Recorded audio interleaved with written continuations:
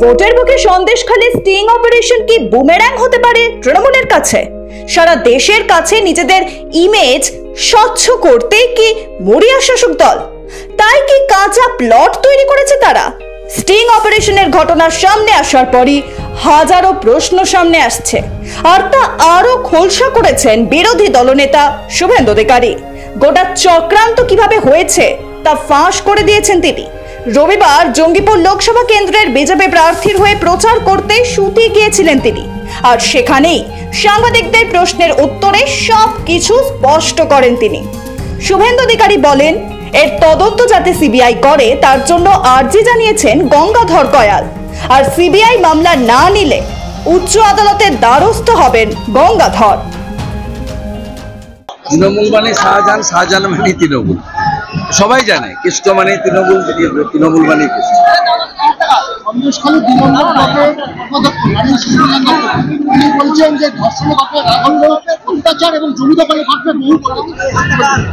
আপনাকে বলি, CBI investigation দিয়েছে চিফ জাস্টিসের কোর্ট। সুপ্রিম কোর্টে মমতা ব্যানার্জি গেছিল আটকাতে।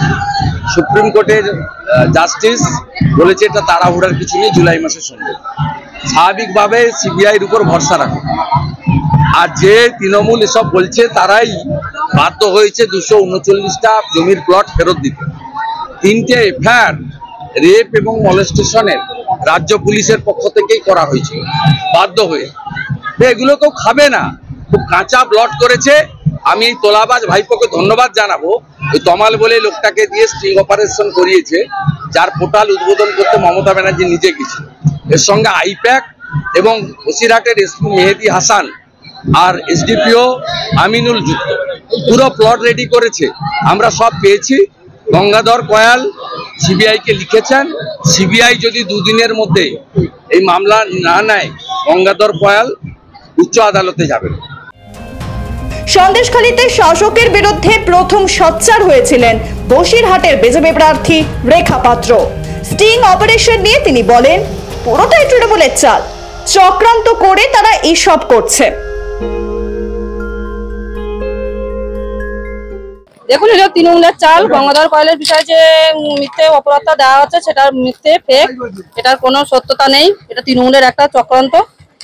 ওনার গলা পাওয়া যাচ্ছে। দেখুন এটা হলো তৃণমূলের কাজ, এটা আমি আগেই বলে দিয়েছি। তৃণমূল এটা ওনাকে ভয় দেখিয়ে এটা হয়তো বলিয়েছেন আমাদের মনে হয়, কেননা উনি একটা সংগঠনের লোক, কোনোদিন এরকম বলতে পারেন না। ওনার নামে একটা মিথ্যে দোষ চাপানো হচ্ছে। সন্দেশখালী ইস্যুতে তৃণমূল যেমন আওয়াজ তুলতে চাইছে, তেমনি সত্য সামনে আনার দাবিতে সোচ্চার বিজেপিও। প্রকৃত ঘটনার সামনে আনার জন্যই তারা সিবিআই তদন্তের দাবি করছে। একটা এলাকায় দিনের পর দিন যেভাবে শাসক অত্যাচার চালিয়েছে তা ধামাচাপা দিতে তৃণমূল নিজ কৌশল নিয়েছে বলে মনে করছেন বিরোধী নেতারা। এভাবে সত্যকে আড়াল করা যাবে না বলেও মনে করছেন তারা। ব্যুরো রিপোর্ট, মাধ্যম।